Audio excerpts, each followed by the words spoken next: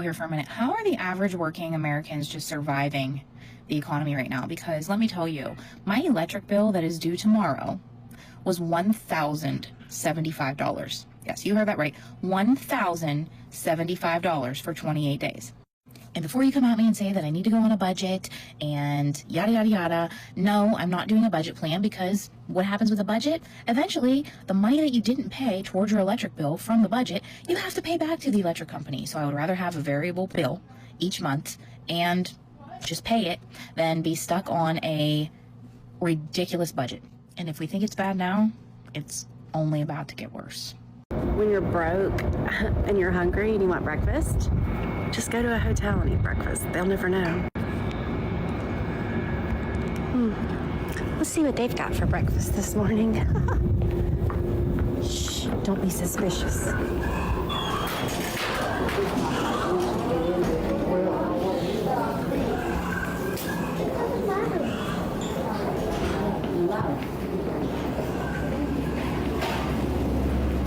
that somebody's bread, Connie? That's mine, yeah. Somebody?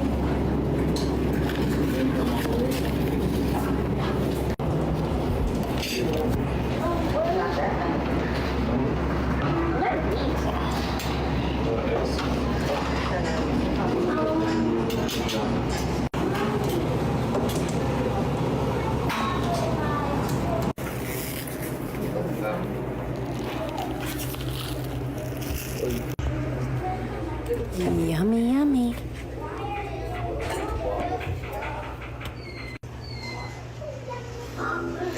Totally free and nobody suspects anything. $2,489.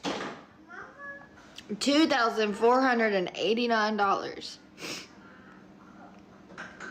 That's our new mortgage.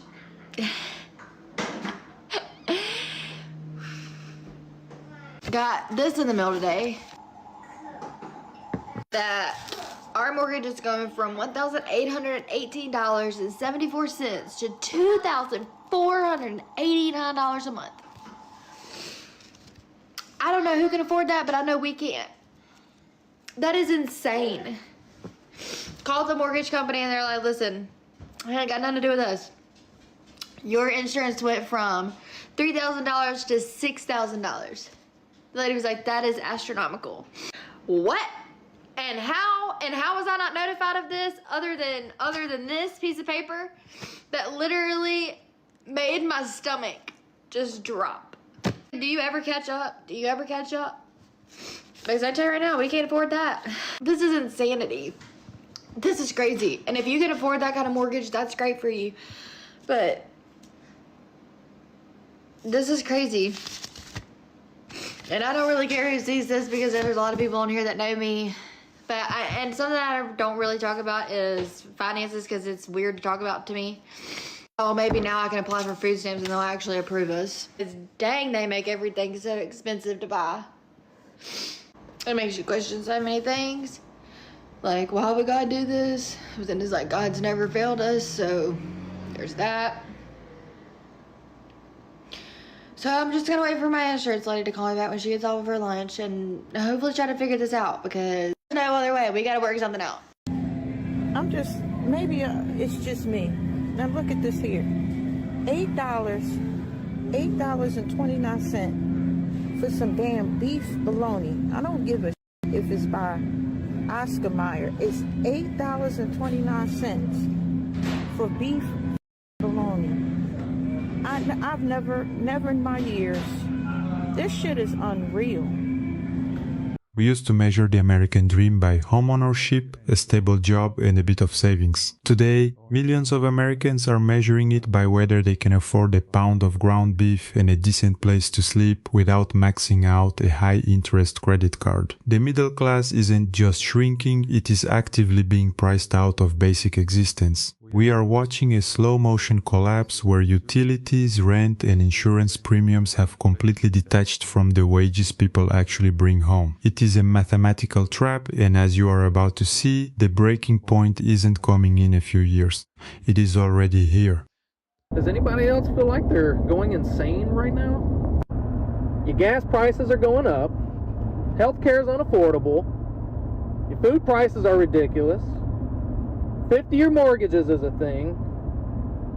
Everything around you is fake. Your food's fake. Poison. Water's poison. Your sky's poison. Your E-Files people are still among us, ruling over us, knowing what they've done. We're still going to work. Every day, same routine. The burnout, man. I just see it on everybody's faces. You can't talk to nobody. Nobody at work wants to have a conversation about what's going on in the world. And then you go to a gas station or a grocery store and you just see people. It's like zombies. It's like everybody's under a spell. Just burnt out, oblivious to what's going on. I mean, every freaking day it's breaking news. It's got to the point where we've taken our kids out and homeschooled them, moved back to our property, learn how to homestead, grow our own food, prepare for the end of the world. We were called crazy for that. I mean, can you not see the signs written on the wall? This thing that we're doing right now, this system that we've lived our whole life, it's unsustainable, people. It's not going to last forever. We're almost $40 trillion in debt. It's going to be some hard times coming. And we're going to have to get uncomfortable. And I just hope everybody wakes up to it. Gets a little bit ahead before it happens.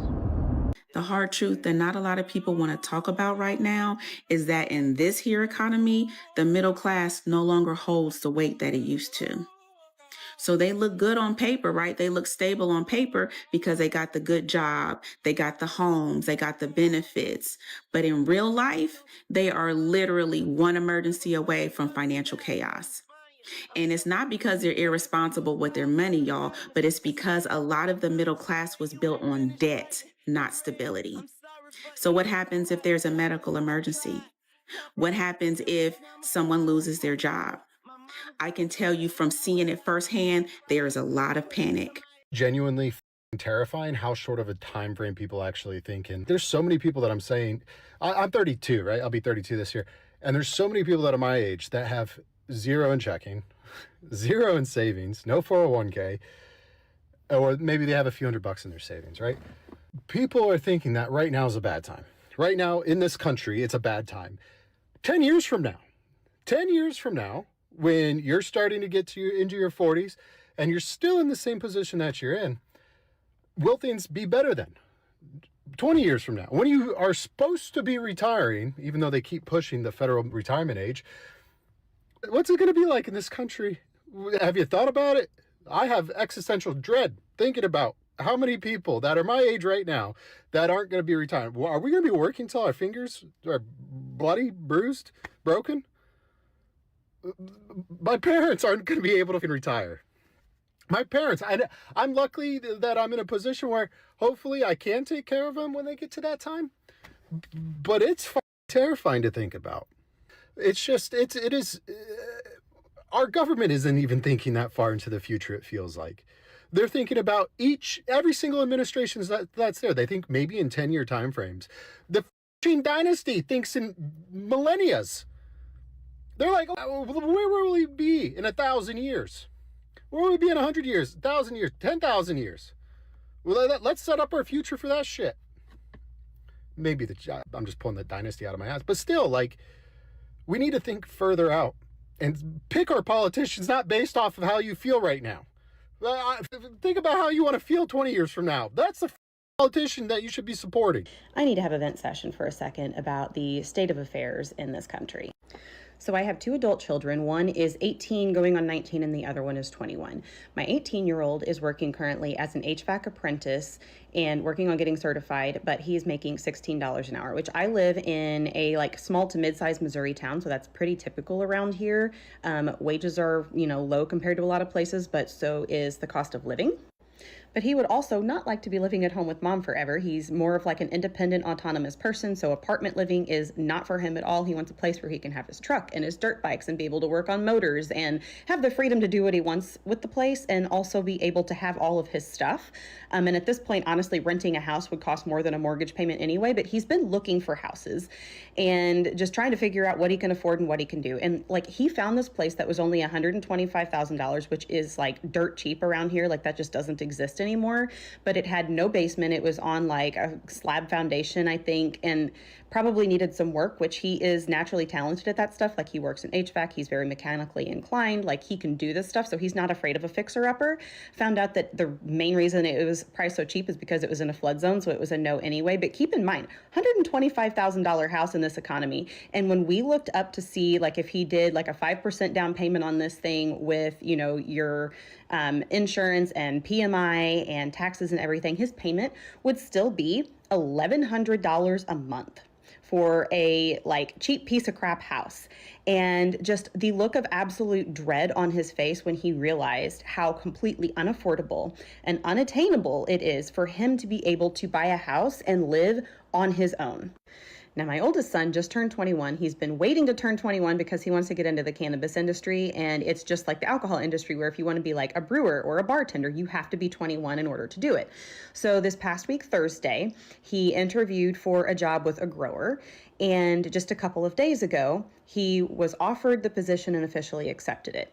And in that time, less than a week, we decided to start a war with Iran. And so when he interviewed for the job, gas prices were around $2.50 a gallon where I'm at, and now they are already at $3 a gallon and climbing. So just in the time between when he interviewed for this job and when he accepted this job, gas prices have gone up 50 cents a gallon, and they're not done climbing yet.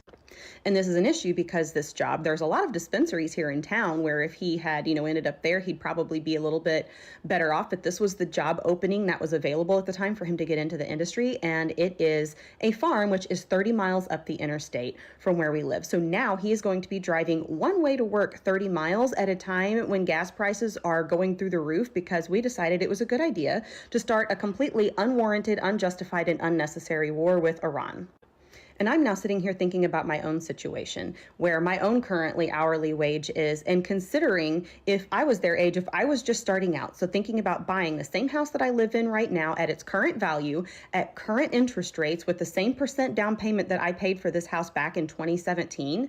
And I realized that my payment would be double what it currently is. And I, as a 40-year-old woman who has been working for 24 years of my life, could not afford this place on my own. Like, at 40 years old, I would need a roommate in order to live in this very modest, like 1,300 square foot, 1968 ranch style home. Like, it's not a fancy house by any stretch. It's what most people would consider to be essentially a starter home by today's standards. And I could not afford it on my own on my current wages. So my question is, how the hell are we expecting these young kids to do it?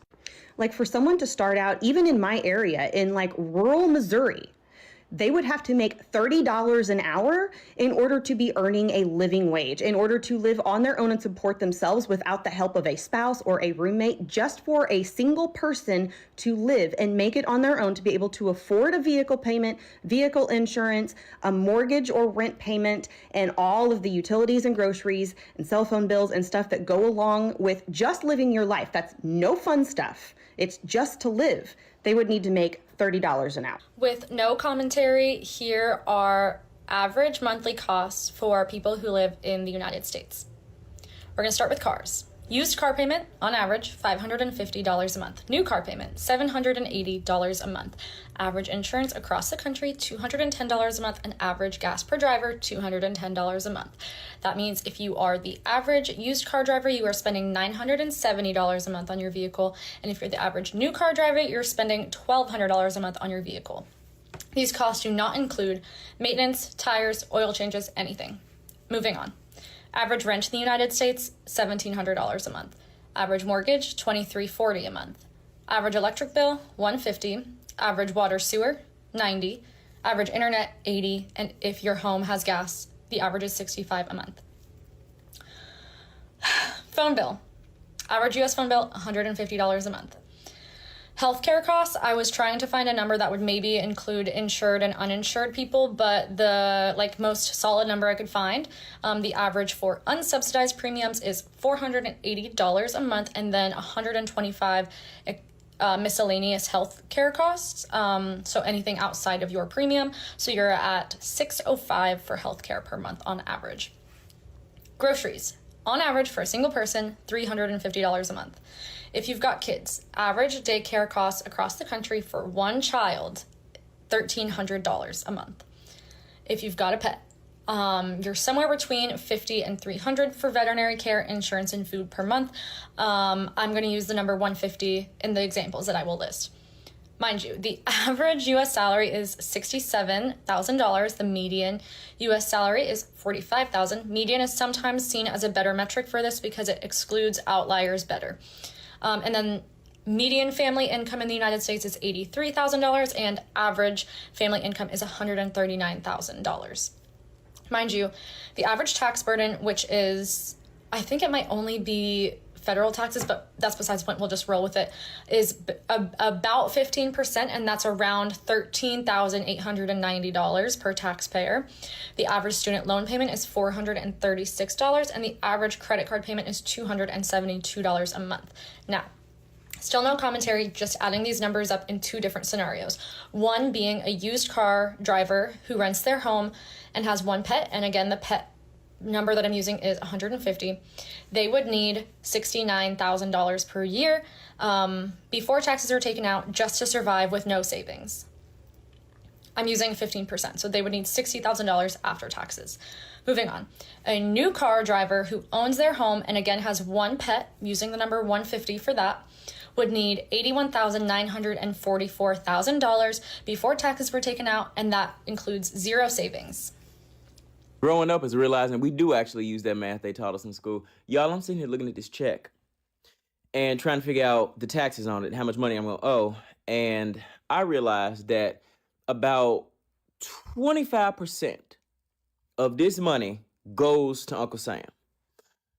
If you remember math in school, that's 1/4, 1/4, which means that if a year has 12 months, 1/4 or 1/4 of that year is 3 months. That means that for the first 3 months of the year, every year, I'm working just to pay Uncle Sam. We are all working just to pay Uncle Sam. We don't start making money really until about April. Now, most people get a W-2, the W-2 worker, so you get the pay stub and you see all the stuff. They just spread that money out over time, but if you actually added it all up, you would realize that January through March, roughly, you working to pay Uncle Sam. You don't make nan dime until April. That should be enough to make us sick. That should be enough to make us riot in the street. So right now, what's today? Today is February 17th. We ain't actually earning no money right now, contrary to what we might think. If you really look at how much money is going out, we're not even earning no money right now. Do you want to know why Americans are struggling? Probably because the price of groceries are insane. I just spent $73 on essentially one meal and a couple of extra things. I'll show you. Hold on. Okay, so for dinner tonight, I decided to make spaghetti because I don't know what to make, and it's a crowd pleaser. Everybody likes it. So I got a salad kit, 3 jars of off-brand spaghetti sauce. I'm making spaghetti for 9 people, and so that's why I get 3 jars. I decided to get the loaf of garlic bread because it was like $2, so it was cheap, but I did get 2 of them because 9 people.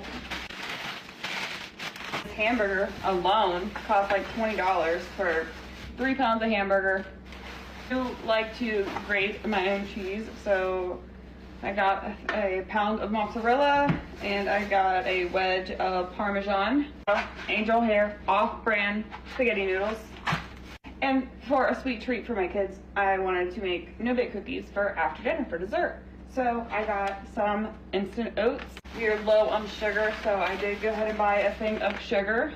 I did buy the big thing of peanut butter because the one I normally buy is $4.99, and it's 40 ounces. This is 64 ounces and it was on sale for $5.49. So of course I got the bigger one, but it seemed like the smart thing to do. So I got some off-brand cocoa to make the cookies. Beyond what I got for dinner and what I got to make dessert, the only extras I bought these Lunchables for their lunches because they were 4 for $5. Oh, I did buy some sticks of butter because I do need those for the cookies also, and we don't have any. And then we are also out of eggs, so I bought an 18-pack of eggs. Do this right here, $73, $73.02. Most of it's store brand. I also had an employee discount, and it was still $73. That's insane. No wonder everybody's struggling. A new survey says most Americans now see the middle class as out of reach. The New York Times Siena poll found that 2/3 of voters think a middle-class lifestyle is unattainable for most people. That includes home ownership, stable employment, and a disposable income for leisure. 77% also say it's harder to achieve a middle-class lifestyle than a generation ago. Those polled say they do not feel confident in their ability to pay for retirement, housing, and health care. Pew Research defines middle class as 2/3 of the median household income. Here in California, that comes out to an annual income of roughly $63,000 to $190,000. People are charging $1,000 a month to rent rooms in their home. $1,000 a month to rent a room. Bro, what the f gonna do? The cost of living has gotten out of hand, and y'all buy a house, man. Everybody that I know that owns a house tells me don't buy no house. They hate that shit. Between property taxes going the f up, insurance going the f and fix roofs. Is that what it is? Having to fix their roof and shit. Everybody I know that got a tell me don't buy no house. They say at least you call a maintenance man. But dead ass, what the fuck we gonna do about the rising cost of living? Because what you mean you charging people $1,000? You got 3 rooms in your house, you're charging them $1,000 for somebody to come live there. This shit is sad. Like, my son gonna be an adult in the next couple of years. He's gonna graduate from high school and be an adult. And this is the world he has to live in? I guess I need... shit is weird. Times are tough and only getting worse. Middle-class family need to be making $100,000 or more just to survive. And even if 2 people are working and they're making $100,000 and they're considered middle class, they're still struggling and working paycheck to paycheck, cutting back on food, trying to buy whatever they can to feed their kids. But then we get told it's not even real meat, right? You're buying stuff, oh, that's fake. It's genetically engineered. It's biochemistry engineered. Are you kidding? From a 3D printer? Well, we don't even know what's real anymore. Just wondering if anyone, can make this make sense. The health insurance premium for my family of 5 through my employer is just under $2,000 a month. $2,000 a month is paid before any person in my family walks through the door of the doctor's office and breathes the air in the room. $2,000. On top of that, my particular plan through Aetna has a $6,500 deductible, meaning I have to pay $6,500 before they cover anything. Okay, fine. I picked the plan. It was the only plan that was affordable for me at almost $2,000 a month. Recently, I injured my shoulder. Urgent care said they could not do the proper imaging, that I had to go to the ER. So off to the ER I went. I was in the ER about an hour. I spoke to 1 nurse, 1 doctor, and then someone came and took 2 x-rays. The ER doctor said that my x-rays looked unremarkable. There were no broken bones. I would need to go to an orthopedist for an assessment by him to discuss anything that had happened muscularly. They gave me this cheap little sling and sent me on my way. Fast forward, I quickly get in with an orthopedist who orders an MRI. When I show up and check in for the MRI, they tell me that I need to pay my portion, which is $960 to get the MRI that day. $960.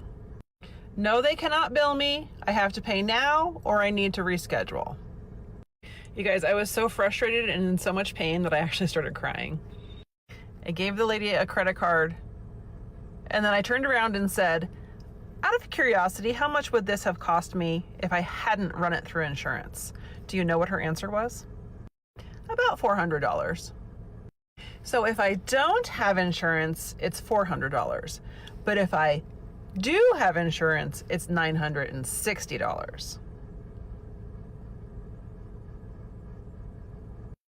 Make that make sense.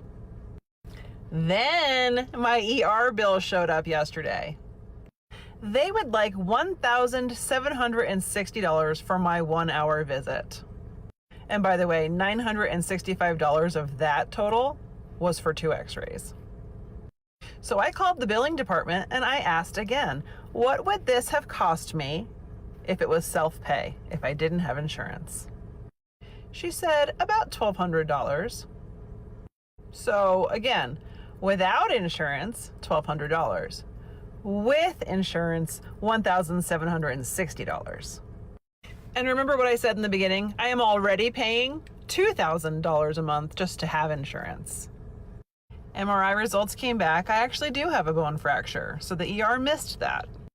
You really just can't make this shit up. Why does having medical insurance make healthcare more expensive? I would love to hear your answers. I'm about to lose everything, and I don't know what else to do besides come up here and vent because I'm at wit's end. For like over half a year, maybe a year now, I have been struggling to pay all my bills on time. And when I first moved into this apartment 5 years ago, that wasn't an issue at all. When it comes to monthly bills in general, my bills aren't as high as a lot of people who I know are struggling and making it happen. So I feel ashamed sometimes as a man or as a person that I can't come up with the bills. It's frustrating.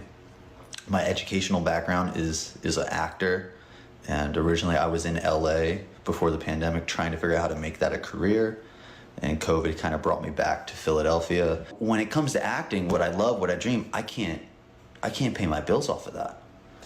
And to supplement my income, I drive Uber. Now, when I first started driving Uber, like in a weekend, Friday to Sunday, it would be easy to make, $700, let's say on average, 5 to 7, maybe 8, maybe 4, depending on how busy it was. But, I was able to get by. And unfortunately, every year, as the cost of groceries and electricity and everything has been going up, the amount that I've been able to make off of Uber has been going down. It seems like they'll charge somebody $40 and then they offer the person who's driving an Uber $12. If they charge someone $60, they offer the person who's driving for Uber $16. It's crazy how much money they take.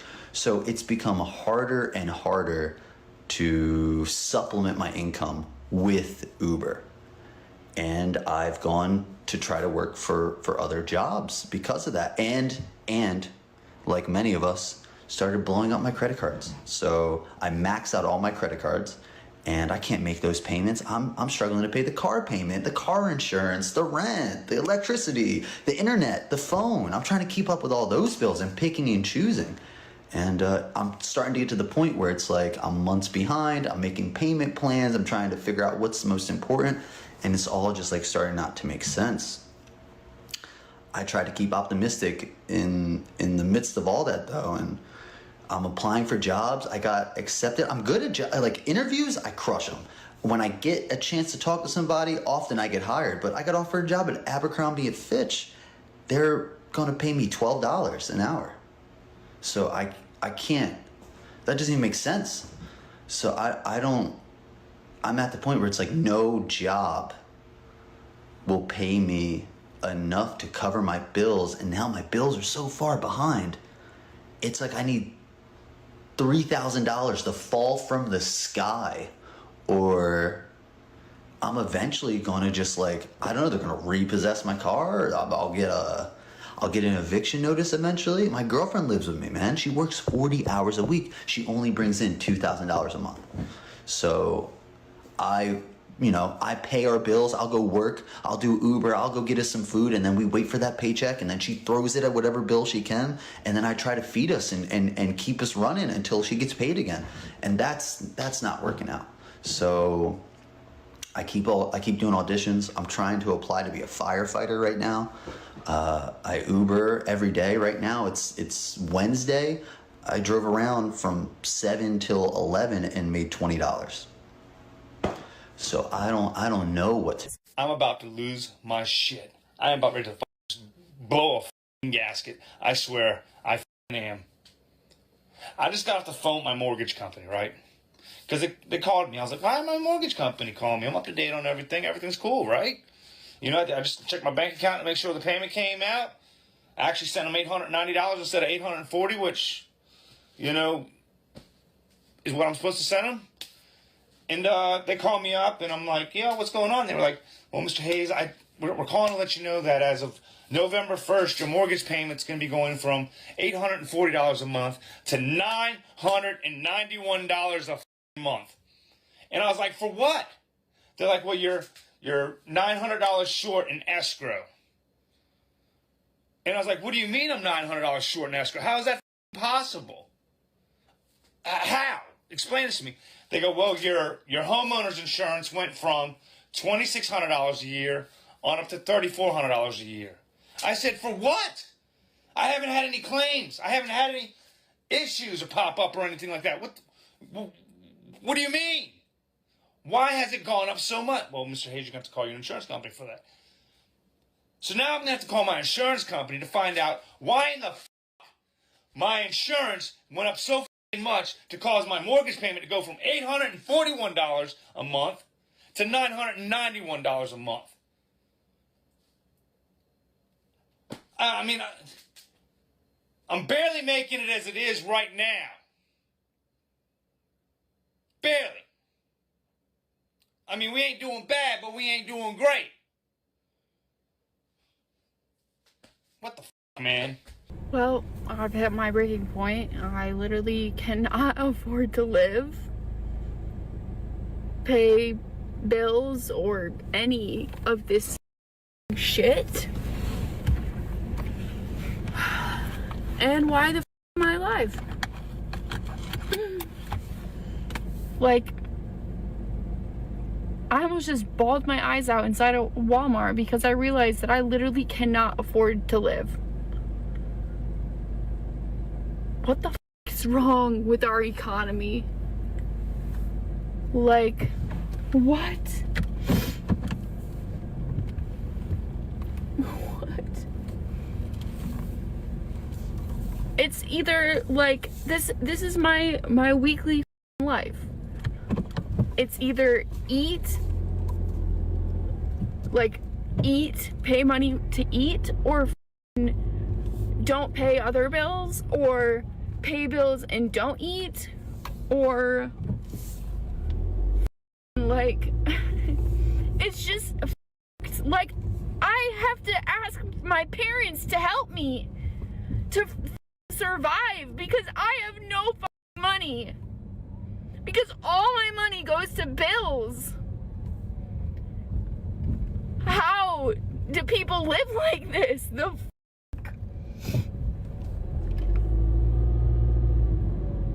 And I'm just like, I don't even know what to do. Like,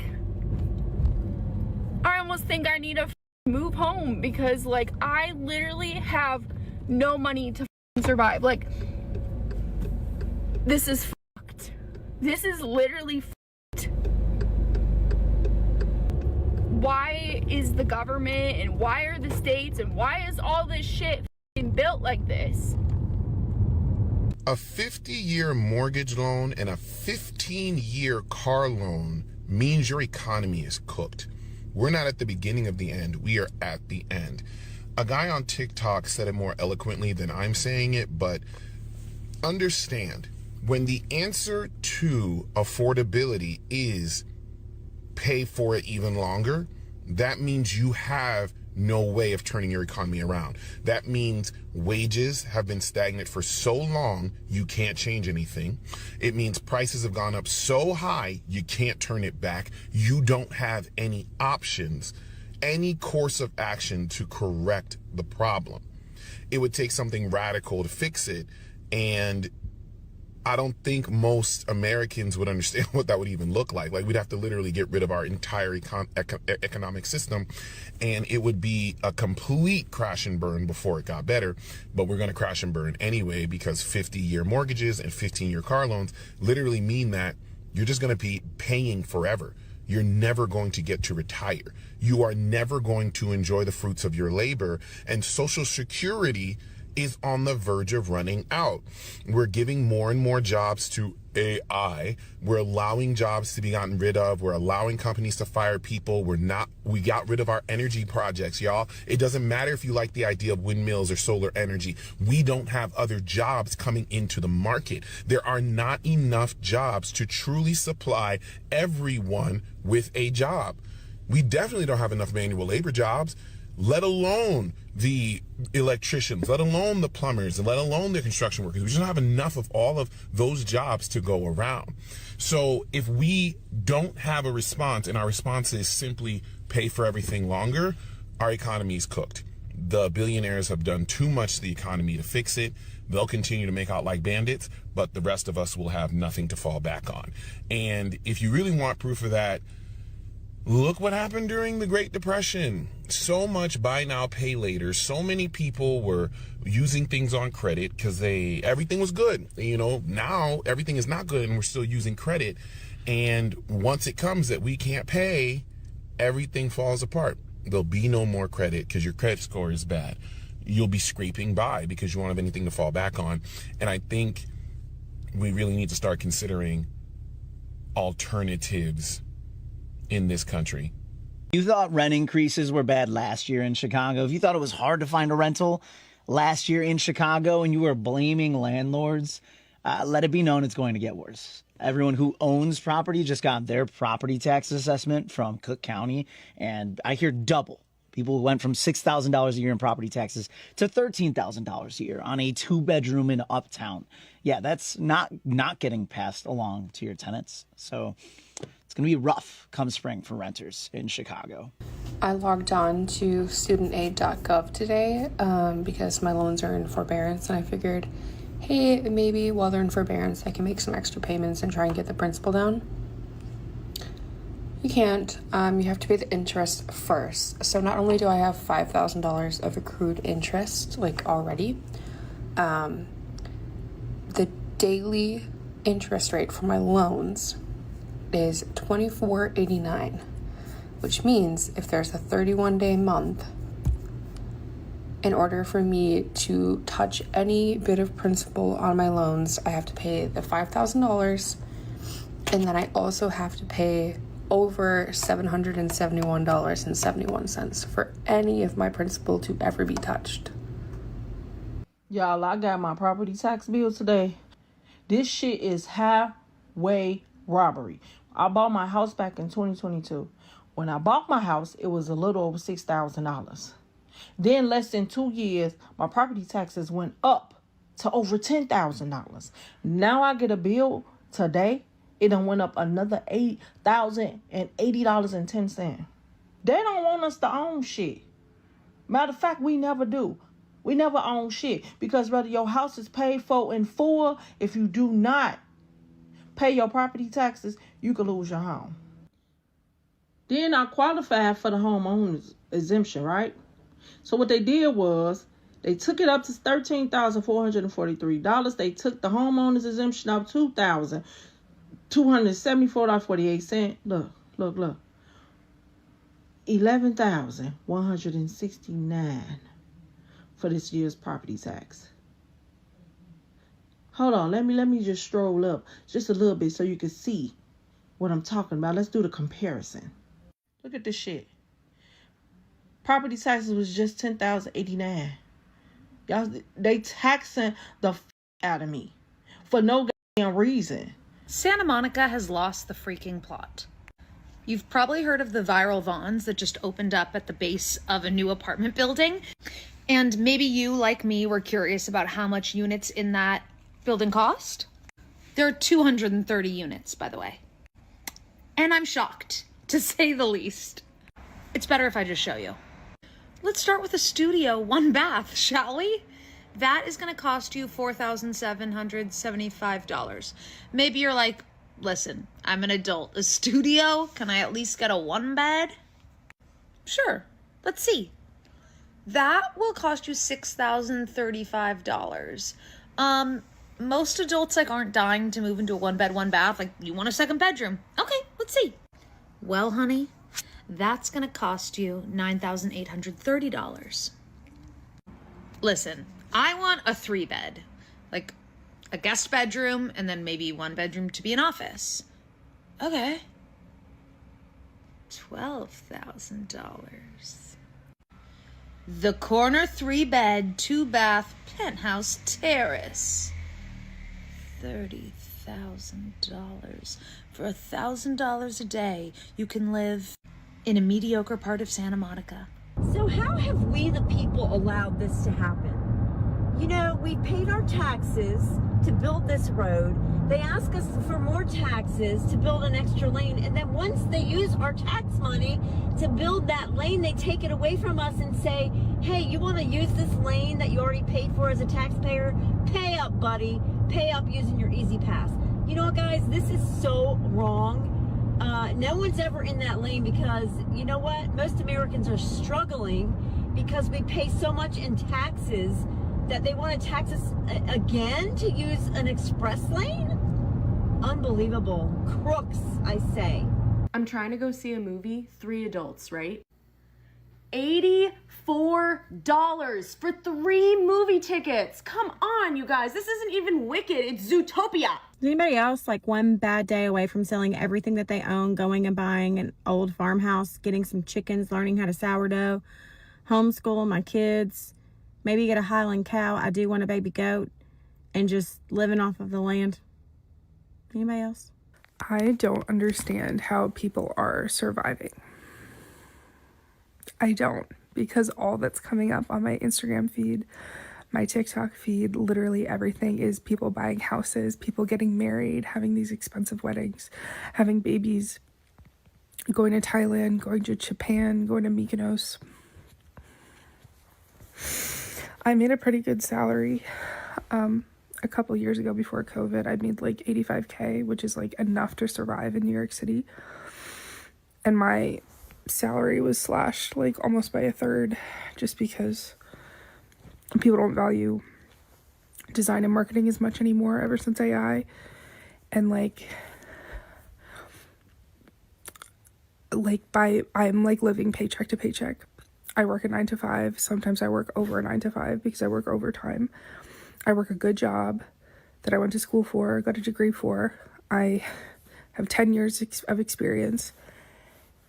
And I have enough money to buy my medicine, buy my food, buy a couple nice outfits, maybe a dinner. Everything else is bills. How are people affording their lifestyles? And I know not all of it is credit card debt or rich parents. I've asked some people, and they genuinely are just better at saving, but it's it's impossible to save and budget when you're only making enough to survive. And I'm barely paying rent. I'm paying my parents' rent, but it's not real rent. It's reduced rate. And it's just I don't even make enough money right now as someone who has a full-time 9 to 5 in the advertising industry to afford a 1 bedroom. I do not make enough money to afford an apartment on my own. I used to have dreams oh my God, I sound like such a cliche, but like I did. I would write in my spare time. I would write poetry. I thought maybe one day I would write like a screenplay for fun. I don't even have the energy anymore to do any of my hobbies. And it's like, I'm literally spending all my energy at a 9 to 5 to afford food to eat for lunch during the 9 to 5 so I can continue working.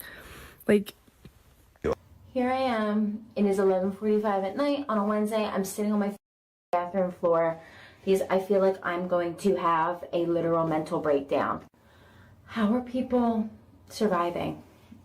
How are we doing this? Like, single people specifically, single people in their late 20s that live in a city. How the f are you surviving? Tell me, please, please. I am 27 years old. I live on my own in Philadelphia. I'm a woman. I went to school for 5 years. I have a bachelor's degree in digital marketing. I owned my own business for 9 years on top of that. And one, I can't find a job anywhere. I'm trying to utilize my degree, can't find a job anywhere. I've been applying for months, almost a year. Can't, nothing.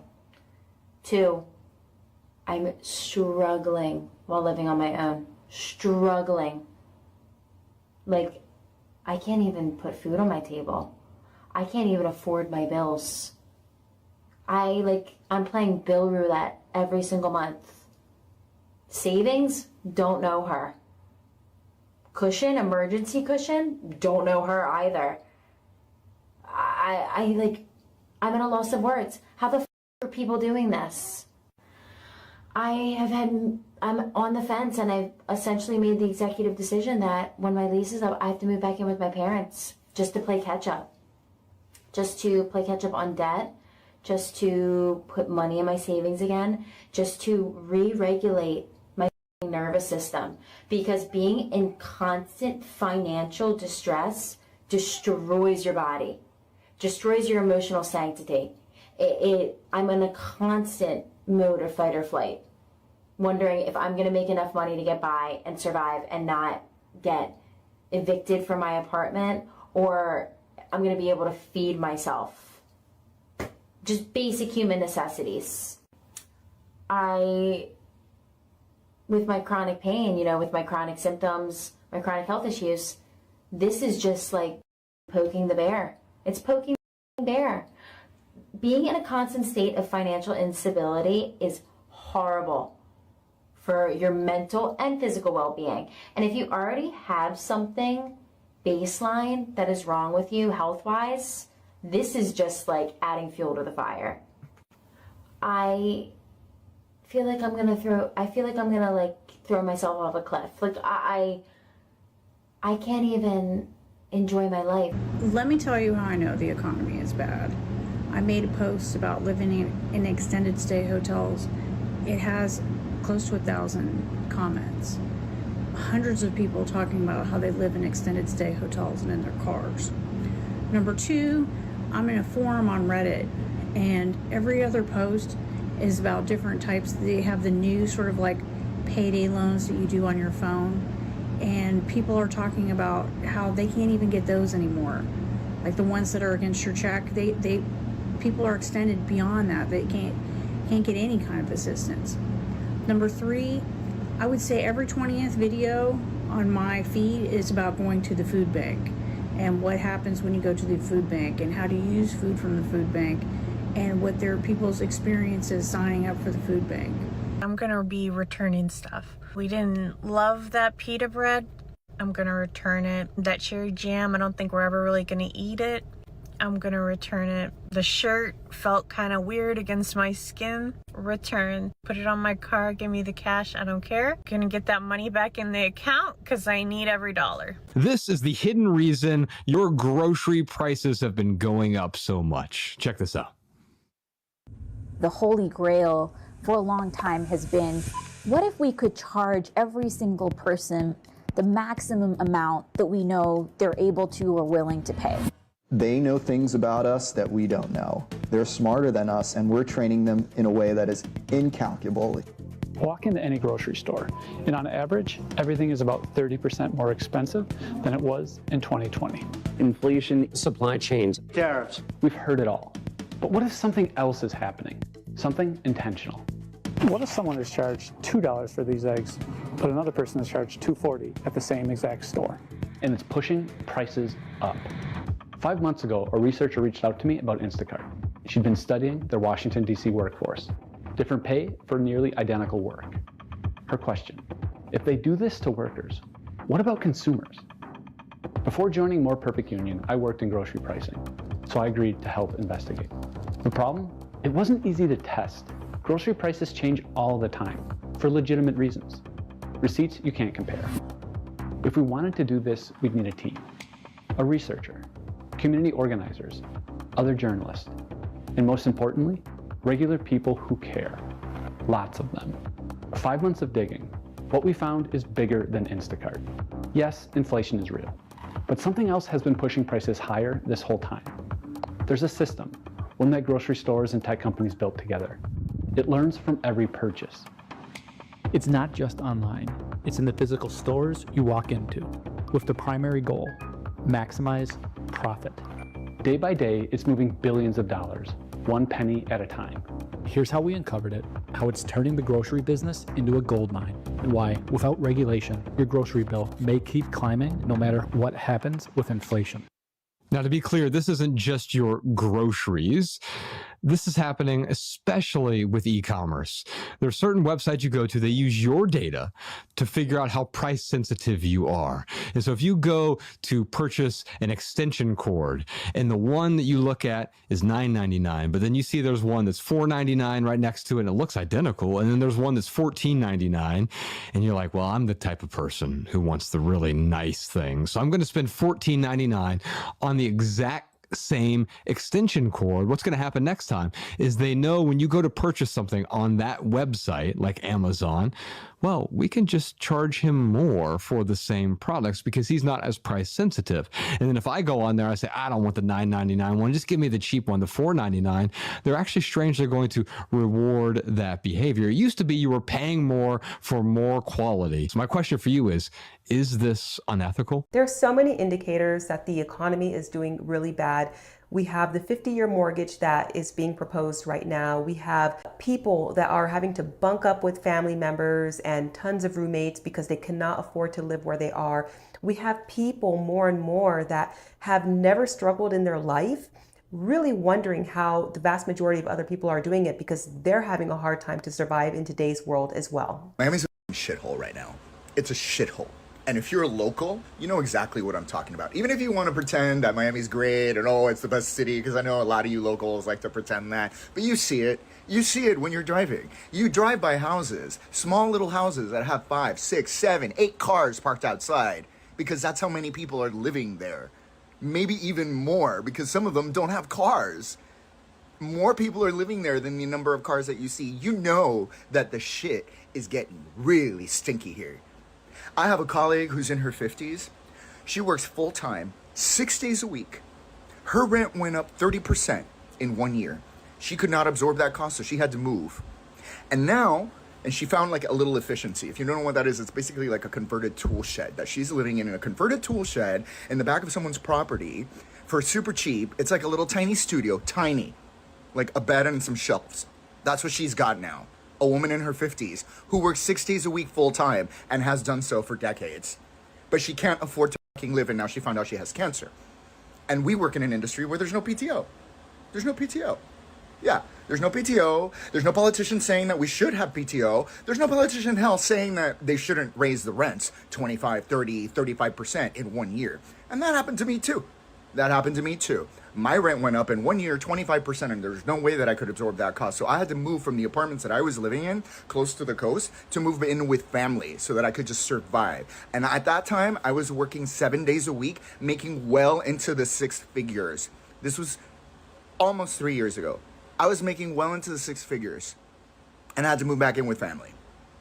That's the situation that we're living in right now. The only way that people can survive in Miami is either they have a ton of money, or if they're actually like working for a living, then they have to shack up with multiple roommates, not just one, multiple roommates, or they have to shack in with family. And the ones that don't have that fall off the grid, i.e. they become homeless, or they have to just leave the state and go find somewhere where they can live, if they're lucky, if they're lucky. And so now when I see people like making these videos, all these creators that are like, oh, Miami, it's paradise, look at me, look at me, look at me in my bag and my coffee or my shoes, look at my car, bro, look at my new car, bro. Yeah, all of those videos, keep making them. Keep making them, please. We want to know everything about your life, down to like what time you go to that coffee shop, where you park your car, right? So that we can figure out how much money you make, because when the shit hits the fan, you know, Miami was an interesting place in the 1980s, and I feel like it's gonna head back there real quick. Real quick. I mean, we're already like 1 foot in the 1980s. And if you don't know what the Miami was like in the 1980s, go look it up. Watch Cocaine Cowboys. Yeah, just crime, drugs, fun, great times. Make it make sense why I'm paying $500 a week for groceries and necessities at Walmart, mind you. It wouldn't be much cheaper at Aldi, and I can't get a lot of the things anyway at Aldi. Why? I question every single week, why does it cost this much to live? Grateful beyond words that I can spend that, but like those of you out there living on one income or living on 2 incomes with no like extra income, no extra streams, and you're trying to buy organic and fresh things for your family, how are you doing it? Like, I do not know. Because most people have a mortgage. We don't have a mortgage anymore since we live in our RV. But like, how are you doing it? I didn't have a reason before. I have a reason now. My insurance, just for me, one 44-year-old woman with no medical issues, $370 a paycheck.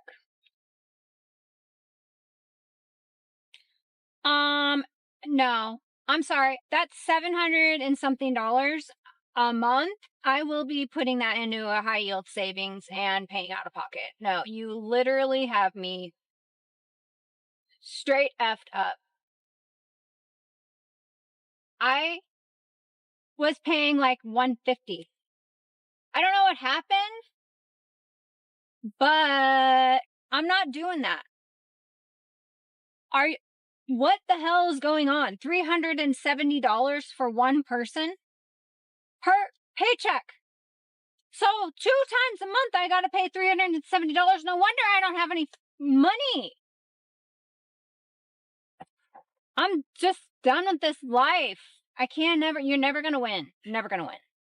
But I am definitely canceling that. December 31st will be my last day having insurance till I get on Medicare. I'm sure you guys have seen these steak trucks at your local malls and parking lots advertising cheap steak. 20, 30 ribeyes for $30 or $40. I'm here to tell you that it's junk and to stay away from them. And to prove to you that it's junk, I went out and I bought a box of these cheap steaks. Let me show you what we got.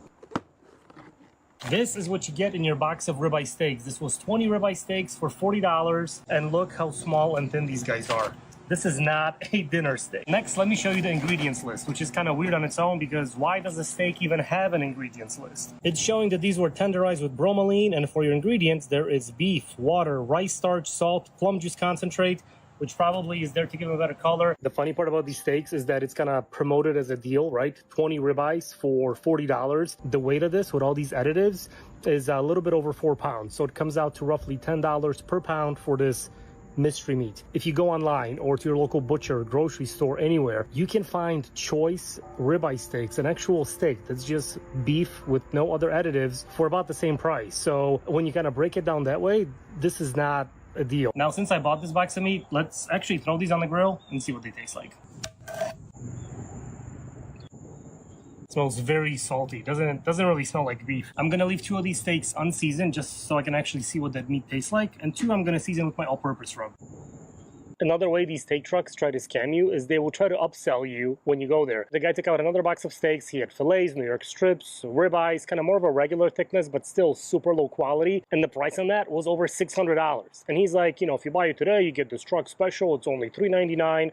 And I'll throw in the 20 ribeyes for free. So please just stay away. Don't fall for it. It's all a scam. It is not worth it. Since these steaks are super thin, cooking them on a skillet or a griddle is probably the way to go, but cooking them over charcoal will probably make them taste better. So that's what I'm gonna do. Right over the coals. I went about a minute or so per side. These steaks are done. Cooked smell test.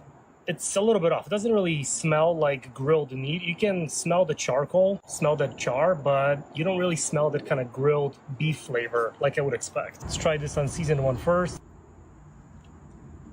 It's super bland. I mean, this was unseasoned, but it doesn't really have that kind of beefy flavor. Like, it's almost like eating nothing. Doesn't have a bad taste, just almost like a no taste. Next, let's try the seasoned piece. It's just my seasoning. I can only taste my seasoning, a little bit of the char flavor, but again, no meat, no beef taste at all. This is definitely not worth getting. If you do end up with a box of this mystery meat, maybe you end up buying it or, I don't know, get it as a gift. My solution for cooking this is to chop it up, maybe make like cheesesteaks or a steak sandwich. You know, when I get steaks, I want that meaty, beefy flavor, where this doesn't have any of that. So that's why you got to add more stuff to make it taste good. It's got all these additives and other stuff in that solution. So ideally, you just want to stay away from it. Go to your local grocery store, go online. You can find actual real beef without all this garbage in it, and you're going to be much better off. Let me see if Jax wants some. You want a piece of this mystery meat, buddy? And you'll probably eat it. Yep, that's gone. The price for 1 pound of ground beef is now more than the federal minimum wage, guys. How crazy is this? And like, how far are they going to let these grocery prices get before they realize that regular people can just not afford this crap? Like, right now, let's do a comparison. Let's use like a couple big chains at where I live. I'm on the West Coast. So we've got like Albertsons, we've got Vons, we've got Stater Brothers, which I think is kind of like a West Coast thing. All of those are about twice the price of an Aldi, a Walmart, a Winco, a Safeco, or a Heb, or like a Food for Less if you have that.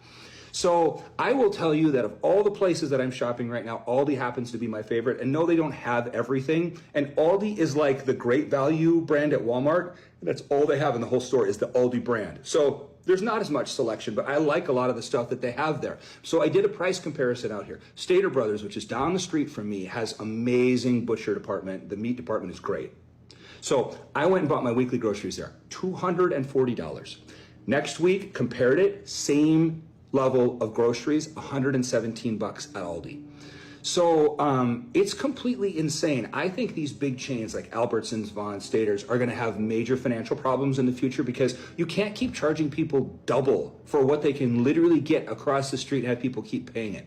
Yes, in wealthy neighborhoods, people are going to pay that. Yeah, you're still going to have them do fine in those areas. But for the majority of Americans, if they have any kind of a choice where they can drive up to a half an hour, they're not buying these crazy expensive grocery store brands anymore. Let me know, like, where are you going that's like really affordable groceries that you actually find like it's clean enough and decent enough that you can go there on a regular basis and you actually like it? Because I don't know how these chains think they're going to survive, but they've gone nuts with how much they're charging people. Fast food places have really lost the god, because tell me why I went to Burger King and a Whopper meal was $15.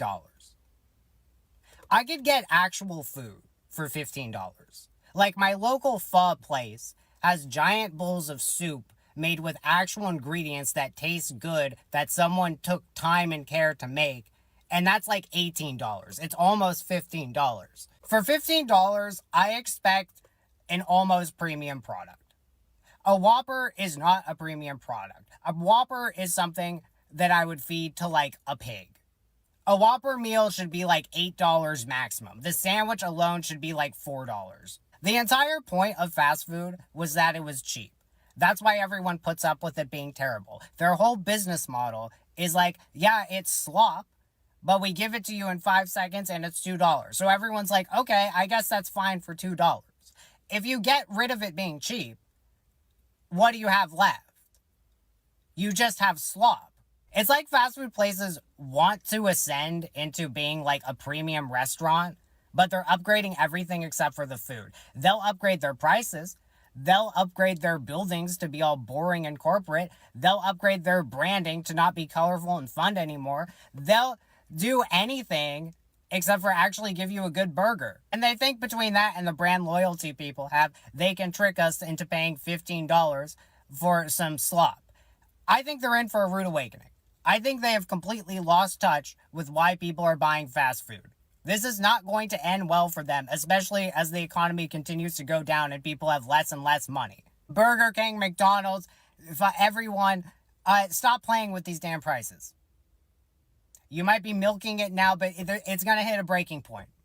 People aren't going to put up with it anymore unless you upgrade your product. So I just got back from the grocery store and we are officially almost at $10 for a bag of tortilla chips. It was $7.50. If you add the tax, that's about $8 here in the state of Florida. It was the family-sized bag. It was a big chunkus of potato chips, but tortilla chips, that's like the cheapest kind of chip you can manufacture, correct? It's getting to the point where I'm not even shocked anymore. Is this a recession indicator? I mean, is there some sort of bag of chips index? That is a marker of not good things to come. I'm curious, what are some other things that you've seen lately at the store that have just blown your mind? To this day, the craziest thing I've seen in this past year is my $14 cabbage. I don't think that can be surpassed. That's like a Guinness World Record. Something so insanely expensive, you can't even be upset. Did I still buy the cabbage? Yes. Was my okonomiyaki delicious? Also yes. But was it worth $14? Not entirely sure about that one. So tell me, what's the craziest thing you've bought lately? Because I feel like we're in a grocery bubble. If I'm at the point where I'm considering making my own tortilla chips, something is terribly wrong. Owning a house is a scam. My sister is trying to sell her house in Louisiana right now because the insurance has gotten so out of control that she doesn't even have a strong policy and she doesn't see it as financial stability anymore. 30 years of debt is not ownership. 6 years of debt is not ownership, but at least in 6 years, I'll own this van. Sure, the risks are higher, but I have insurance. But honestly, what does insurance actually protect these days? Let's be real. So I'll keep going through life with my fingers crossed and hope that after 6 years, I have saved enough money to buy land by living in this van. I bought this place for a little over $130K. It was complete dump inside and out. Since I have purchased it, I've put about $120,000 cash into it. Well, they come along and reassess it.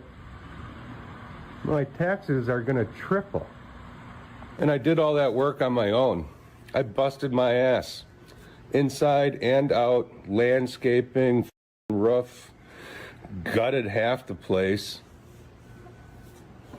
It's getting to the point where I can't even afford to live in a house that I bought almost 15 years ago. The price of everything has doubled. Vehicles, double. You know the deal. Groceries, double. Insurances, double, including vehicle insurance. I got a letter recently that my property taxes are going to go up $600 a year from now on. I got a letter that my homeowner's insurance is going up $60 a month. My propane company sent me a letter that my propane is going to double this year. They just came and filled up my tank. It was $1,000. That's crazy. Also, as a entrepreneur and business owner, I get my health insurance through the marketplace. So you have the Affordable Care Act. I pay $45 a month. They just informed me that if this bill passes and I lose my tax credit, I'm going to go from $45 a month to $660 a month for health insurance. I need to buy a new car and I can't because the cars have gotten more expensive and the interest rates have gotten so much more expensive. I can't find a reliable car that has the same monthly payment of $450 a month that I've been paying now for a new car. Not necessarily new, but new to me.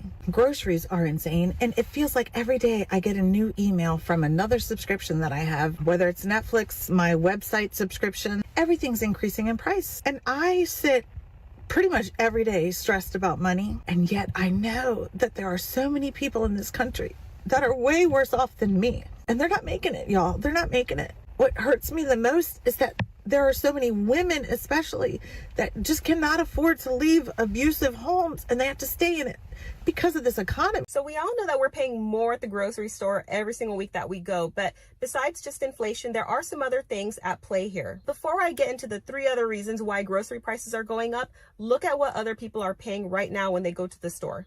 How is this $140? Like, this isn't even really any meals. This is barely anything to make a meal. Why? When did chocolate chips get so expensive? That is insane. Kroger brand, off-brand, used to be $1.99 a bag. Insane. Absolutely crazy. Ghirardelli bags.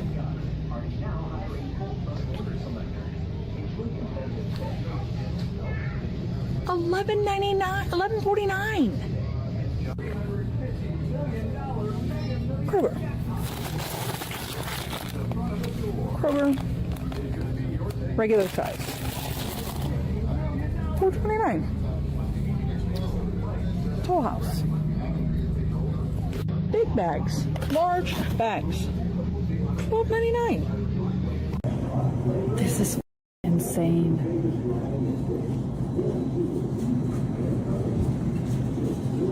$7 for 10 slices of cheese? I need to get the out of the US. Going through the Chick-fil-A drive-thru right now, and it's just me. My kids are grown, and I got myself a Cobb salad. No egg, no bacon. Not a fan of the egg and bacon. I got myself a small frosty lemonade. So a frosty lemonade and a Cobb salad. $30.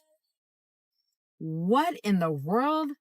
I don't know how I would have done it if I would have had my kids now, because I cannot do it when it's just me and I'm ordering just a salad for myself. I mean, I can't even imagine if I had my kids in 2025, my little kids, and trying to go through a drive-through. I really am sending blessings to all the parents out there and all the single moms. It's hard out there. My husband are at our local mom and pop grocery store just getting some meat for supper, and can you just look at the prices of this meat?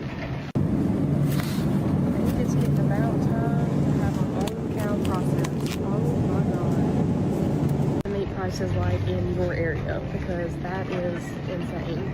Get a cow processed? I guess so. That's stupid, Kelsey. That will do it. What world are we living in? Because there's no way. $8.29? No freaking way. $10 for Fruit Loops? Like, what do you mean? 12 ounces of cereal. There's no way. Fruit Loops is 10 for 8 ounces. For 8 ounces, $10. No, that's crazy. Damn. The fruity, no. The fruity, these Honey Nut Cheerios are $10. Ain't no way. Ain't no.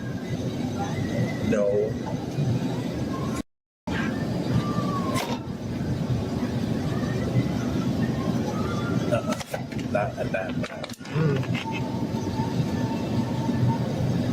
You serious?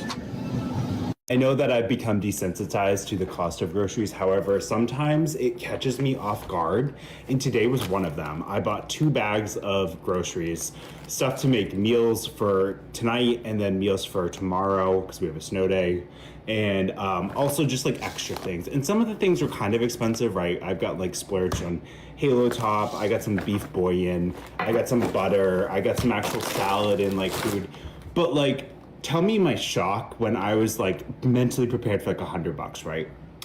It was $175. $175. And I feel like yes, I got some staples, and yes, I got things to make 2 meals worth, which we'll have leftovers with. $175 with no alcohol blows my mind. Absolutely blows my mind. And I just don't understand how some people pay and buy groceries. I just don't. I'm very fortunate. Me and my partner work really hard. We have money. we can buy groceries. However, I'm somebody who doesn't think often about like the price of things because I'm lucky enough to be in a place where I make more than I have for bills, and I'm still blown away. So I cannot even fathom if it was like back in my childhood, back when we had like nothing or we were on food stamps. Even then, like, is food stamps even like keeping up with the prices of groceries? Like, it blows my mind. It absolutely blows my mind. Anyway, this is my video that for some reason, people will probably write nasty comments about how food isn't that expensive. But like, I don't know, I feel fortunate but sad for people who don't have the means and what they must have to do to make ends meet. Anyway. Guys, I think I'm crashing out. This is the indicator of the recession. You can't tell me toothpaste is all $7, $7, $7, $7, $10. Like, dude. No one can live off of these salaries. It was just shown that there's a 109% increase in default credit card payment for those with the highest credit ratings. That's saying a 781 to an 850, 109% increase in credit default. So what's that saying to us? These are the people that, based on credit scores, people have a lot of opinions about credit scores, but they are the best with money, and these people can't pay their bills. They can't pay their credit card bills. How are the rest of the world paying their credit card bills for the people who truly have the bad credit score, who probably have a bad credit score because they don't have the money? It is time that somebody says it, that somebody says to the companies, somebody says to the government, and by the way, bills are going to get worse because the Republicans have let all of the extra credits that go to the health insurance to make it more affordable, those just expired. So very soon, your health insurance is going to be going up by hundreds of dollars. People don't have an extra $100. They don't have an extra $100. If the people who are best at paying their bills are 109% increase in credit default, what's the rest of the world going to do? What are the people with the 400 scores, the 500 scores, the 600 scores going to be doing? We're screwed. We are screwed. People are being paid like it's 2009, like it's 2010. They cannot live off of these salaries. We're screwed. So I'm having one of those moments where the credit cards are maxed out and the sales have slowed down. So we don't know how we're going to pay our bills for the business this month, going into next month. I'm staying positive that something will come through and we'll get back on top. We always seem to do that, but just, in the in-between days or sometimes weeks, it's really tough to remember that. So I'm just reminding myself that it'll be okay. And feeling like you were the only one. You were not the only one. Let me tell you this.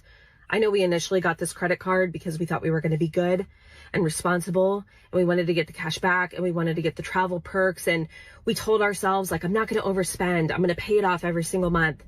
But then one month that didn't happen, and then 1 month turned to two, and one purchase led to another, and then things started to snowball, and now you are completely stressed. You feel like you are completely buried, and you don't know what to do. And it's almost gotten to the point where you're like, what does it even matter at this point? I might as well just spend. I might as well just get what I want. I might as well just put another couple $100s on here because we're already so buried. What's the point? I had like an 1,800 square foot house, 4 bedrooms, 4 acres of property. It was like, what can I fit in a 22-foot trailer? A growing number of Americans are calling RV parks like this one I'm at near Chattanooga, Tennessee home because of soaring housing costs since the pandemic. There's a stigma of RV parks, trailer parks being trashy, where trashy people live, when they're not. They're not all like that. Renting a space here at an RV park can be around $400 to $500 a month, while rents in the area are up to $1,200, $1,500 a month for even just a 1-bedroom apartment. This is it. For people who are on a fixed income, for people who have hourly jobs, or just making the median area income, that's become unaffordable, causing some people to have to turn to RVs. It's like, what's important? What do you want to be spending your time on at work and paying bills? And so far, I have been happy for the changes. I've been, there's times when it's like I miss my horses and I miss my house and my garden and all the stuff I had to get rid of. I hardly miss any of the stuff, honestly. I had like an 1,800 square foot house, 4-bedroom. I don't come on this account much, but I'm a little over 3 months into owning my own home now, so I'm just going to give a review. So I live in a trailer and mobile home park, and you know what? I honestly think they get a lot of hate because, at the end of the day, it's all I can afford as a single young person. And you know what? I have a roof over my head. I'm warm in bed at night. That's all that matters. Like, here's just a small glimpse of my living room. And like, I own this whole 3-bed, 2-bath house all on my own. And between my lot rent and my mortgage, it is still less than if I were to get a 700 square foot apartment in my city. And I own this whole thing. My name's on this whole house. It's crazy. 3-bed, 2-bath. It's just me living here. Like, I don't know. And there's nothing wrong with it. It's cozy here. It's a quiet neighborhood. I don't know. I just think trailers get a lot of hate. And I personally like it, so that's all that matters. Here's a little update on the compound.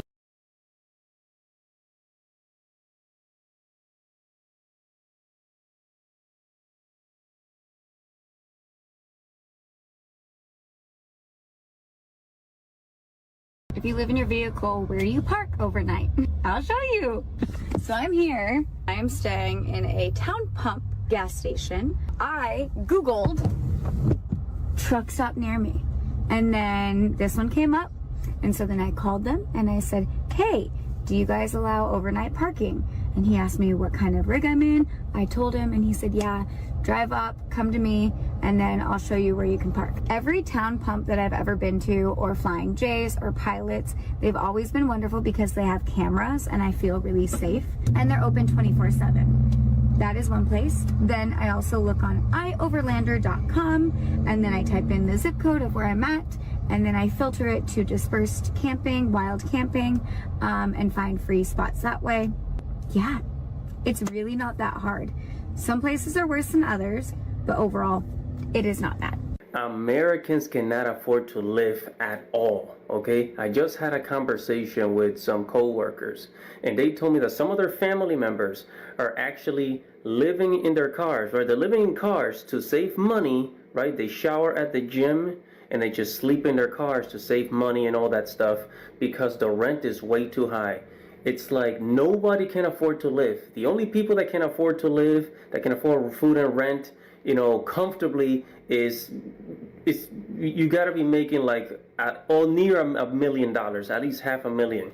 Because even people that are 6-figure earners, depending on where you live, they are struggling like crazy. Okay, y'all, I need some pro tips for tonight. Sleeping in my car last night was freaking miserable. I had sweat just rolling. And it had been that way all week long. Only thing I can think about is we had some rain and the humidity, and it's not going to be any better tonight. And if you're from the South, you know that you can't just roll down a car window, open a door to your house or window to your house. You're fixing to get eat up with mosquitoes, gnats, any kind of flying creature, or you're fixing to let some snakes in. So if any of my fellow car campers, anybody has any tips on a rechargeable or battery operated fans, air conditioners, anything, if you could please leave it in the comments, I would greatly appreciate it. 849. I guess we're not gonna get the Heinz today. I mean, we could get the Signature Select, but that's still $7. I mean, what are we gonna do here with Kroger? We'll get the small Heinz. Just got back from Walmart. Took these out of the bags. You can see 1, 2, 3, 4, 5, 6 items purchased. $71 fucking dollars. You guys want to see something really fucking funny? I just paid $7.99 for this.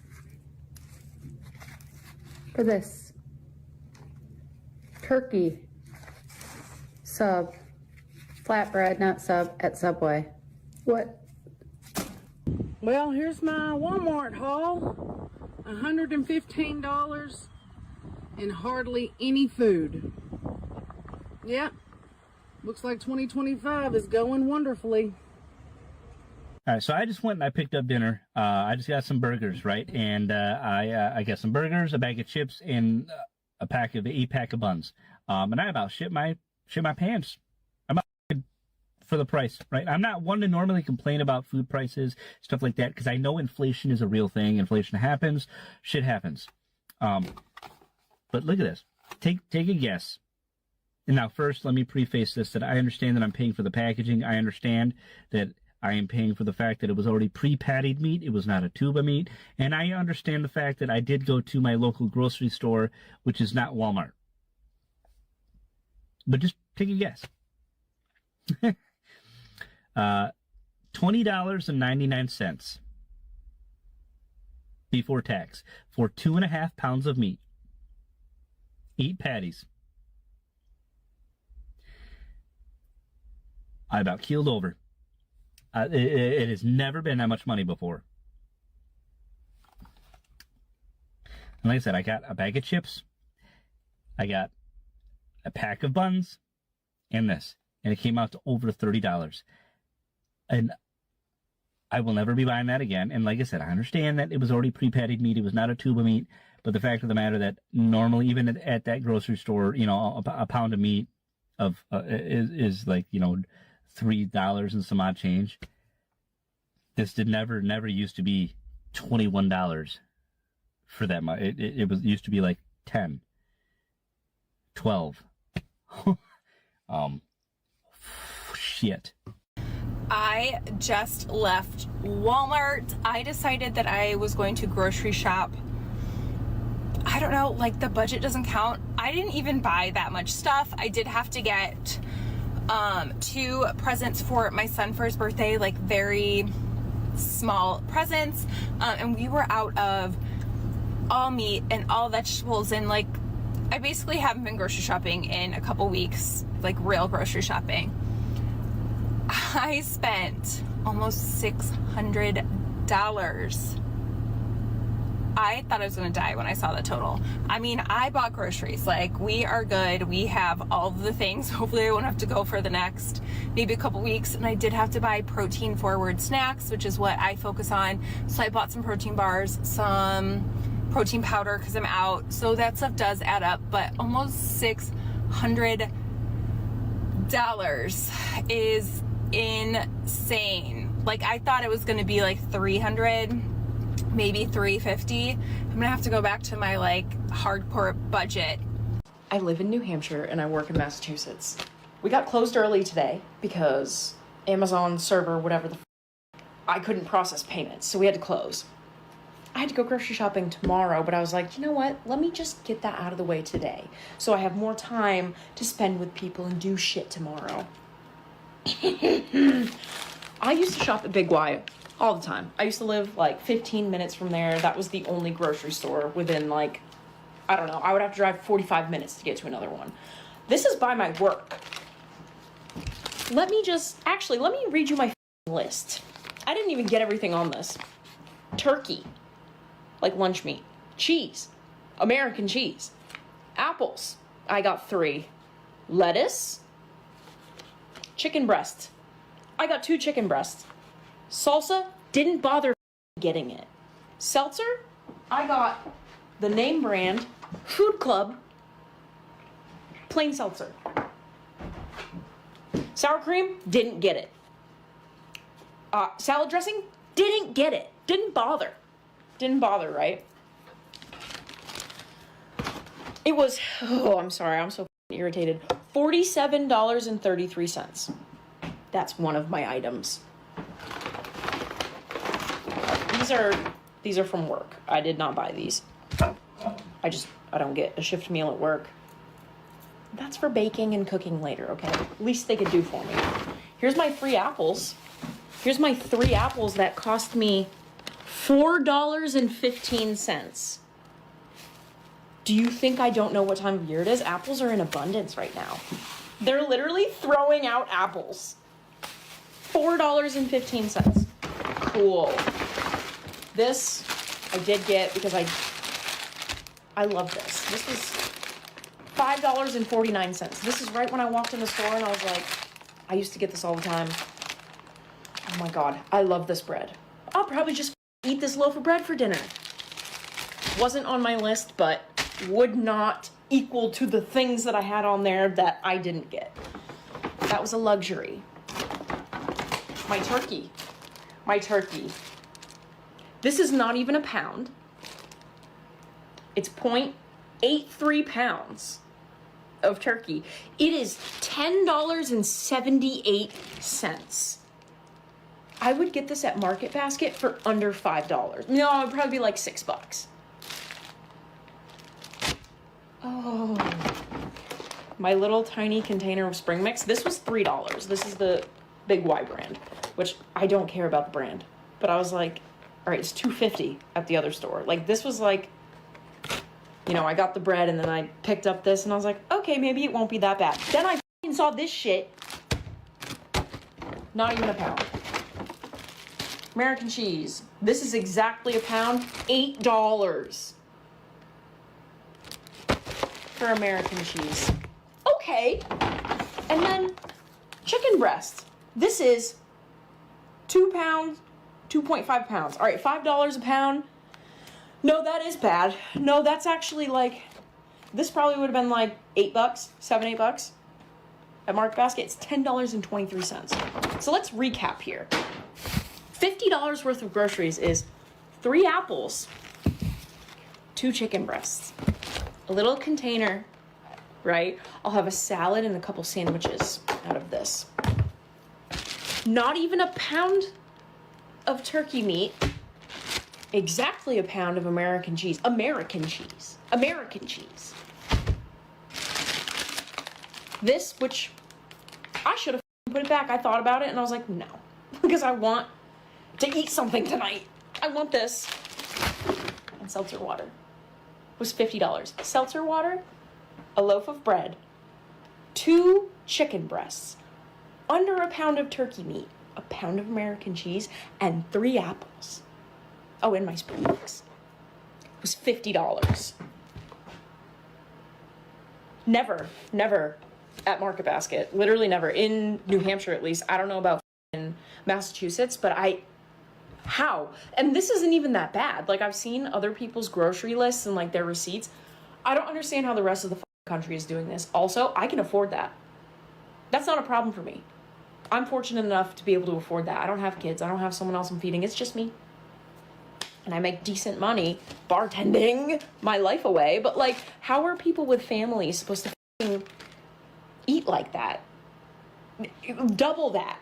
Double what I have? That's $100. That's nothing. That's 6 apples.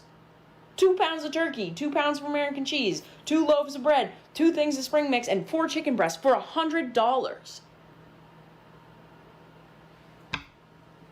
I wish I could find my old journal because I used to put all my grocery receipts in it because I was obsessive about it. If I ever find it, I swear to God, because it wasn't like this. So how are we surviving? Because I'm a single mom who works a full-time job. I just got paid, and I have $7 left after paying my bills to last me 2 weeks. I have no food in my pantry. How? Is anyone else just tired? Just exhausted?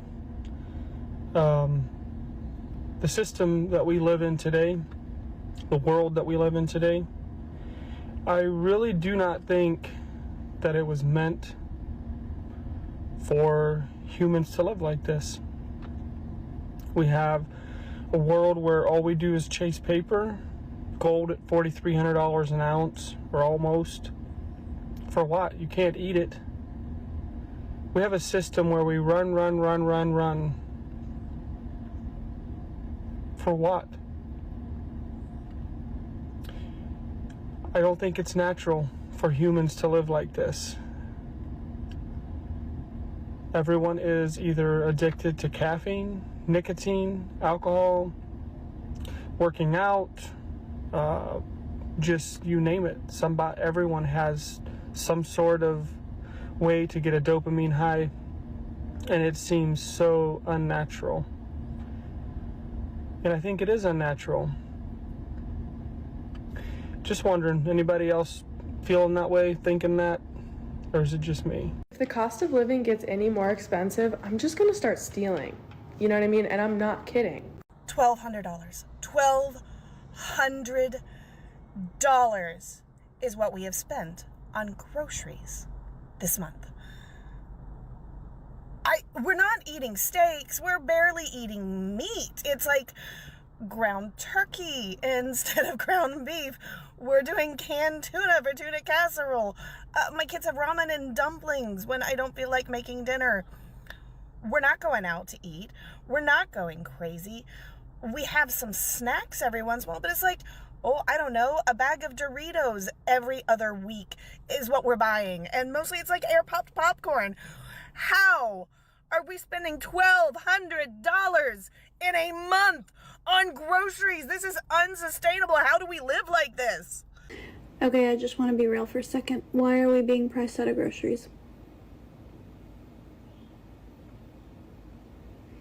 Why did it cost me $1,000 last month to feed my 4 kids? At this point, I don't even eat. I just have enough food to feed my kids. Is this the plan? Is this the goal?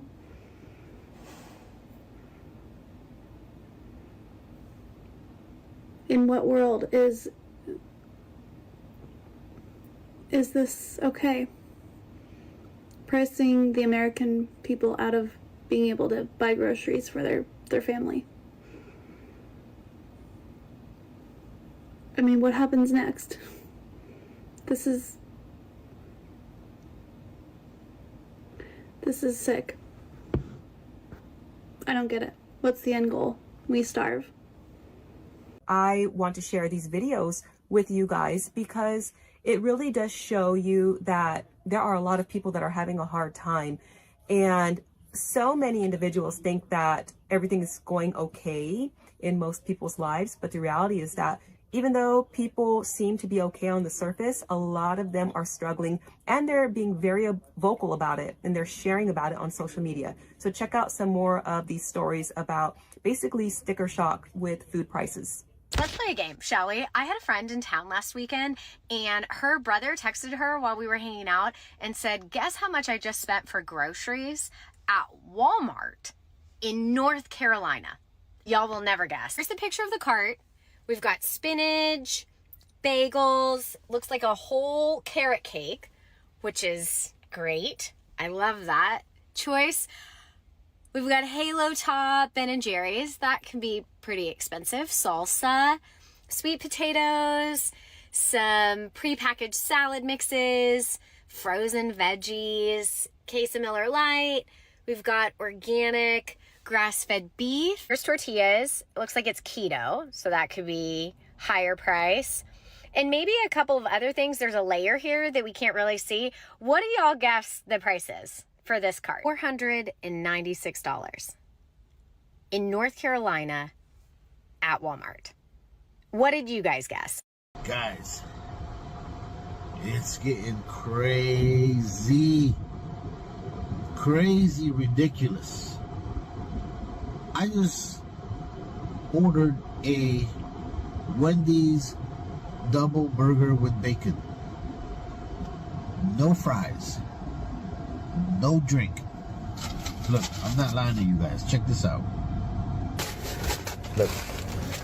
This is my bag. This is all I got. Dave's double with bacon. Look. No fries. I got my own drink. I was thinking I was gonna save a little bit. $10. $10. Oh, come on, guys. There has to be something we can do. Come on. It's crazy. Is anybody else sick of these grocery bills? Because I just spent $80 at Trader Joe's. I still have to buy food like to eat for dinner for the week at a regular grocery store. That's gonna cost me over $100. So this is out of control. Prices are ridiculous. I don't even know what I bought at Trader Joe's. Can you guys relate? Because why are prices so expensive? I think we reached a point now where a lot of people done reached a breaking point, whereas they're starting to realize that, yo, I'm either going to sink on this ship with this financial struggle, or I'm going to be able to stay afloat. And I'm starting to see a lot of people starting to have this rebellion of they're not buying nothing. They're keeping their bread. I think it's very smart for people to start to strategize and figure out ways to try to minimize their costs of just their purchases. A lot of us overbuy, me as well. I got too many headphones, too many technology items, too many TVs, too many pairs of jeans, too many things of cologne. I got endless amounts of bull-ish. But at the end of the day, it made me realize the things that we was comfortable doing before, we no longer comfortable doing now. We're seeing it. It's the reason why when I put a post out talking about today's economy, why people show love and they also send their comments and their views of how they feel about what I said. And a lot of people are not far off of how I feel. A lot of us. I might not be homeless. I might not be struggling to the point where as though I don't have no money in the bank, but I'm feeling it. You got government out of work right now. I don't know how long it's going to last, but I tell you right now, people right now are sitting on their ass trying to figure life out. And trying to figure life out right now, you probably can't even figure it out. What are your options when there are no options? I seen a dude send a post out, find a second job. What the f that's going to do for you if your overhead bills is high already, whereas though it was complimentary. I don't know if I said that word right, but ignore that word. Don't tell me I need to figure that word out. You figure it out. If you don't know how to operate with the money you was already getting, what is your second job going to do? Second job ain't going to do shit. And not only that, you got to be able to get hired from that second job. So that means if you're already out of work, that means you're looking to be maybe higher in the next 3 to 4 weeks, almost a month, because the hiring process ain't that quick. And if it's under the table, then you can get a job just that quick. But a lot of times, you can't find under the table jobs like you used to. People got those. A lot of people got those. And casinos doing bad. A lot of areas doing bad. You better look it up. Vegas doing very, very bad. They doing bad. Vegas is like a damn meat packing district right now. Like, hey, it is off the rockers right now. Y'all wonder why violence is so high. You know why? Is struggling. Yes, they are. Look, man. We doing bad. You got some people doing real good. Got some people doing okay. I'm one of the ones that's probably doing okay. Okay. Okay is you have a couple dollars in the bank, which can hold you over for probably a couple months, which is good. It's a plus. But you know what's not a plus? You get fired, all of a sudden that money gets swallowed up quick. When the money stops, the bills seem to start going up. You know why? Because now your ass is sitting home and now you're trying to figure it out and you can't. And you just sitting there like, damn, I got kids, I got this, I got that. Damn, the electric bill is due. Why the electric bill so high? I'm trying to understand why the electric bill. I'm sorry. Let me stay focused. About to talk about my own experiences. Why the electric bills just as much as damn mortgage or a car note? It depends where you at. It depends. Look, man, I take my hat off to y'all out here that's trying to figure it out. And if you have figured it out, hey, do what you got to do. But I can tell you this now. Don't look over to somebody for help when you see that they can't help you. I know a lot of times when people going through it, they ask the people for help. Guess what? The people that still got a job can't help you. You know why? Because they one paycheck away from falling flat, just like you. What you just saw isn't a handful of people making bad budgeting decisions. It is a systemic failure playing out in millions of households. When car loans stretch to 15 years and insurance conglomerates double premiums overnight just to maintain their record profit margins, the social contract is severely broken. People are moving into RVs, rationing basic groceries, and picking up gig work just to tread water. We are witnessing an economy built entirely on extracting the last remaining pennies from the working class. The corporations dictating these prices, from private equity real estate firms to the mega chains controlling our food supply, know exactly what they are doing. They are banking on us accepting this as the new normal. But exhaustion is rapidly turning into anger, and an economy running on fumes and credit card debt cannot sustain itself. I want to hear what you are seeing in your own neighborhoods. Which household bill has shocked you the most this past year, and how are you adapting to it? Let me know down in the comments. Thanks for watching. I'll see you in the next one. Take care.